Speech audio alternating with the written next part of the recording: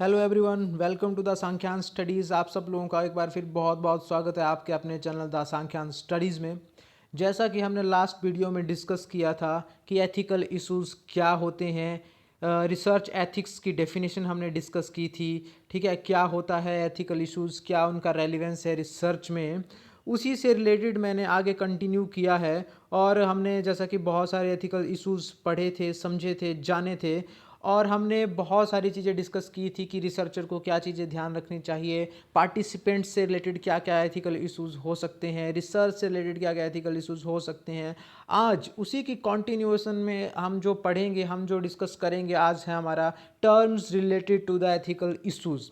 कौन कौन see various terms हैं जो एथिकल इशू से संबंधित है, रिलेटेड है, और जिनका रिसर्च में बार बार जिक्र होता है। ये जब भी आप पेपर पब्लिश करते हैं, थीसिस सबमिट करते हैं, ठीक है, उस दौरान जो है उन टर्म्स को यूज़ किया जाता है और उनका समझा जाता है, छानबीन किया जाता है कि वाकई उनमें से कोई चीज़ यहाँ पाई तो नहीं जा रही है आपकी रिसर्च में पर्टिकुलरली। तो आज जो हम डिस्कस करेंगे, हम वही टर्म्स डिस्कस करेंगे paper one point of view से। ये जो टॉपिक्स मैं डिस्कस करूंगा, इसमें टर्म्स डिस्कस करूंगा इस लेक्चर में, वो बहुत बहुत ही इंपॉर्टेंट है और यहाँ से क्वेश्चन पुट होने के 99.9% चांसेस रहते हैं। आपको एक डेफिनेशन दिया होगा, आपको एक मीनिंग दिया होगा, 4-5 लाइनें लिखी होंगी और उनसे पूछा होगा कि बताइए कौन सी टर्म जो है, या ऊपर जो लिखा गया है ये इसका मतलब क्या है, ये कौन सी टर्म है, किससे रिलेट करती है। तो आपको उन टर्म में से एक टिक करना होता है, तो वहाँ से क्वेश्चन बनने के ज़्यादा चांसेस रहते हैं। और वैसे भी आपको being a researcher, being a student of research, आपको ये चीज़ क्लियर होनी चाहिए कि कौन कौन सी जो टर्म्स हैं जो एथिकल इशू से रिलेटेड होती हैं। तो आइए जी वन बाय वन डिस्कस करते हैं।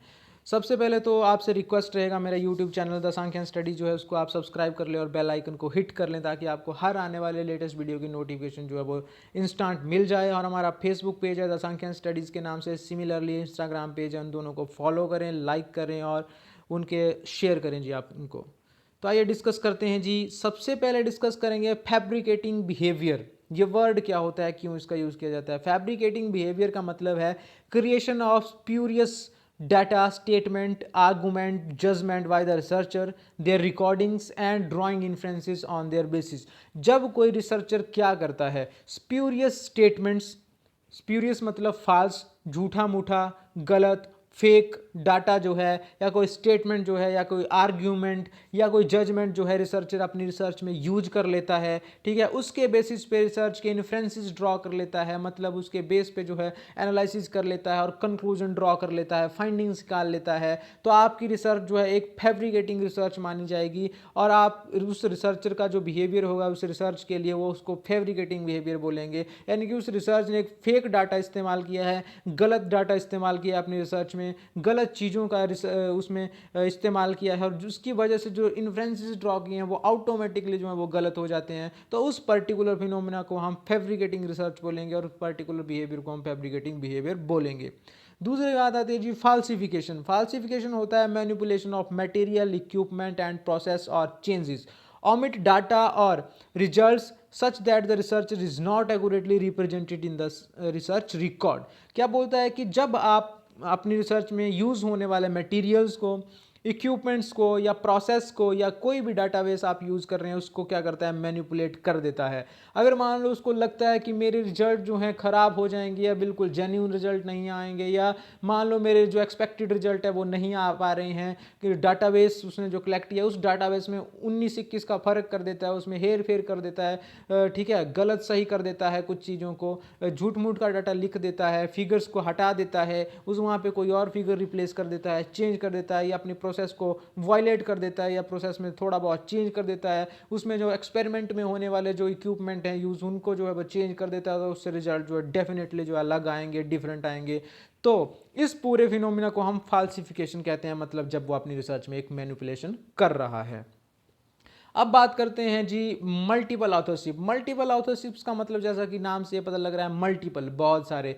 जब एक आर्टिकल पे, एक रिसर्च पेपर ने बहुत सारे ऑथर्स ने काम किया, फॉर एग्जांपल 2, 3, 4, 5 ऑथर्स ने कंबाइनली एक रिसर्च पेपर लिखा है, लेकिन उसको पब्लिश कोई और कर देता है, या एक उनमें से एक रिसर्चर जो है वो पब्लिश कर देता है उस आर्टिकल को, और क्रेडिट जो है खुद ले लेता है, या पूरे का पूरा क्रेडिट ले लेता है, या पार्शियल क्रेडिट खुद ज़्यादा ले लेता है। जैसे मान लो वो सेकंड ऑथर था, थर्ड ऑथर था, लेकिन उसने अपना नाम जो है फर्स्ट ऑथर के रूप में दे दिया और उस पेपर को पब्लिश कर लिया, तो इससे जो है इससे भी एथिक्स जो है रिसर्च के वायलेट होते हैं। इसको बोलते हैं मल्टीपल ऑथरशिप।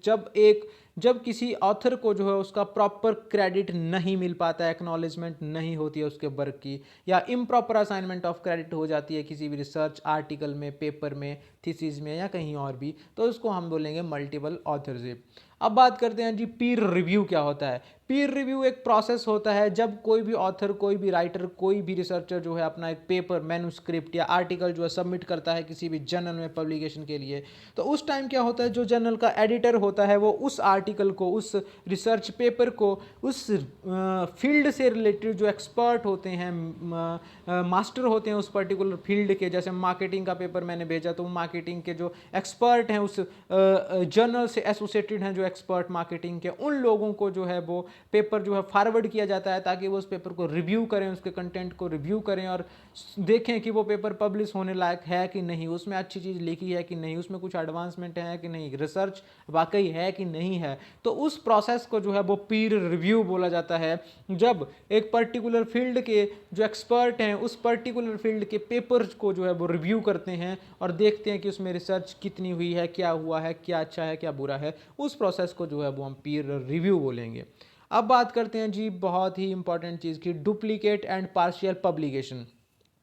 जब कोई रिसर्चर क्या करता है कि डाटा को, अपने किसी पुराने पेपर को या डाटा को जो है वो, या पुराने जो उसने पहले रिसर्च कर रखी है उसी को दोबारा से पब्लिश कर देता है, ठीक है, 2 बार पब्लिश कर देता है, 3 बार पब्लिश कर देता है, या उसमें से कंटाई छंटाई करके एक अलग पेपर तैयार कर देता है, उसी के रिजल्ट्स को थोड़ा ऊपर नीचे करता है या सेम रिजल्ट को जो है वो छाप देता है, उसको बोलते हैं डुप्लीकेसी और उसको बोलते हैं डुप्लीकेट और पार्शियल पब्लिकेशन। मतलब जब आपने अपना ही पेपर जो है एक पेपर से 2 बना दिए, सेम रिजल्ट को अलग अलग जर्नल्स में दे दिया, क्योंकि अगर आपने एक पेपर पब्लिश कर दिया एक जर्नल में और सेम पेपर को आप दूसरे जर्नल में भेज देते हैं तो वो डुप्लीकेट हो जाता है, क्योंकि वो जर्नल, एक जर्नल में वो पेपर पब्लिश होने के बाद उस जर्नल की प्रॉपर्टी बन जाता है, पेटेंट बन जाता है, ठीक है। तो आप उस पेपर के रिजल्ट्स को, उसी पेपर के डाटा को दूसरी जर्नल में सेम एज इट इज़ नहीं भेज सकते हैं, और अगर उसमें कोई एडवांसमेंट नहीं है, अगर आप उसको लॉन्गिट्यूडनल स्टडीज़ नहीं करते हैं तो इस प्रोसेस को हम डुप्लीकेसी या डुप्लीकेट एंड पार्शियल पब्लिकेशन कहते हैं। और सबसे इंपॉर्टेंट बात आखिर में, प्लेगरिज्म। आज की डेट में बहुत बहुत संजीदा मसला है ये प्लेगरिज्म, जो बहुत इंपॉर्टेंट भी है रिसर्च पॉइंट ऑफ व्यू से, और किस तरह से आज ने एक हवा बना हुआ है पूरे रिसर्च सोसाइटी में। प्लेगरिज्म है क्या? मेरे हिसाब से प्लेगरिज्म बहुत अच्छी बात है, एक चेक है आपकी रिसर्च के ऊपर, लेकिन कुछ रिसर्चर जो है इसको हवा मानते हैं, इससे बहुत डरते हैं, लेकिन इससे डरने की कोई बात नहीं, क्योंकि ये है कि आज हम जानेंगे। It is the act of appropriating somebody's else ideas, thoughts, picture, theories, words और स्टोरीज एज योर ओन।